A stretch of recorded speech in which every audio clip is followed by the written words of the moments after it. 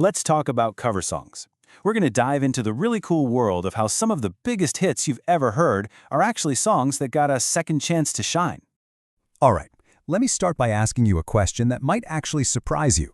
Think about your absolute favorite song. You know, the one you know all the words to. Well, there's a pretty good chance it wasn't recorded first by the artist you love. I mean, a perfect, and I mean perfect example is the song I Will Always Love You.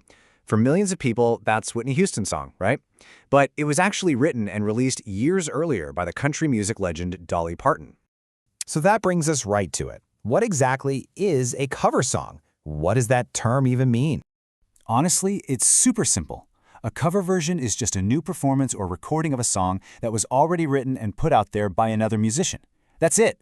And this is not a new thing at all. It's been a huge part of music for a long, long time. Back in the early days of pop music, it was totally normal for a bunch of different singers to record their own version of the same hit song. Then, the rock and soul era came along and artists started to really reinvent songs. And now, with TV and the internet, the whole game has changed again. But you might be wondering, why would a super talented artist want to record a song that someone else already made? Well, it turns out there are a ton of great reasons, both for their creativity and their career. Sometimes it's just a shout out to an artist who inspired them, but it can also be a really smart move. If you're a new artist, performing a song the audience already knows is a surefire way to get them on your side.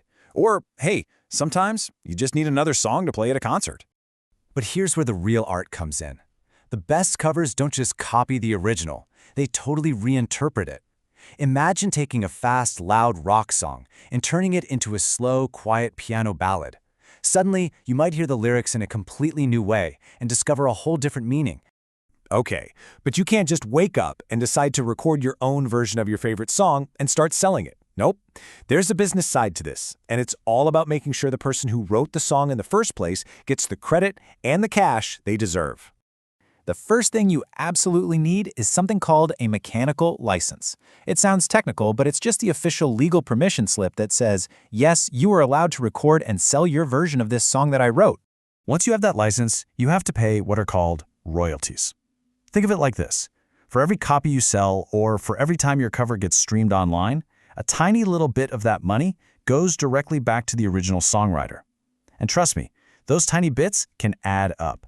Dolly Parton made millions and millions of dollars from Whitney Houston's cover of her song. So yeah, that's the process in a nutshell. Step 1, get that license. Step 2, go record your awesome new version. And step 3, the most important one, make sure you pay those royalties. It's what keeps the whole system fair for the creators. Now this is really important because a lot of people get this mixed up. We need to talk about the difference between a cover and a sample. They are two totally different things. A cover is a brand new performance, right? New singer, new instruments, everything is recorded from scratch. A sample is when you take a little piece, a literal snippet, of the original recording, and you loop it or build it into a new song.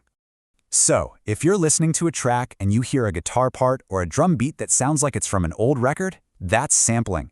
You are hearing a piece of the actual original recording being reused in something new. Over the last couple of decades, the way we find and listen to cover songs has just been completely transformed by media. First by TV, and now, obviously, by the internet. I mean, think about shows like American Idol. They made the cover song a huge weekly event. Someone would sing a powerful new version of an old classic, and suddenly they'd be a star, and that old song would be back on the charts. It was a massive deal. But now, with YouTube and TikTok, it's a whole new world. Anyone, and I mean anyone, can build a massive career right from their bedroom. They can upload performances, go viral with a 60-second clip. It's made music more accessible for creators than ever before. Some songs, though, they're just on another level. They're so good that they get covered over and over by generation after generation of artists. They just never get old. And what's wild is when a cover becomes the version everyone knows. Most people think of Respect as Aretha Franklin's song, but it was written by Otis Redding. And Jimi Hendrix's cover of Bob Dylan's All Along the Watchtower was so incredible that even Dylan himself started playing it the way Hendrix did. When a song gets to that legendary status, it's called a standard. It's become part of our shared musical language, a song so powerful that artists will probably be reinterpreting it for hundreds of years. So yeah, some people might argue that doing a cover is lazy, that it's not original. But as we've seen, taking a great song and breathing new life into it, showing it to us from a new angle, That's a seriously creative art form all on its own. It's how music keeps moving forward. Which really just leaves us with one last thing to think about. If a song gives you chills, if a performance moves you and makes you feel something, does it really matter if it was the first time those words were ever sung or just the best?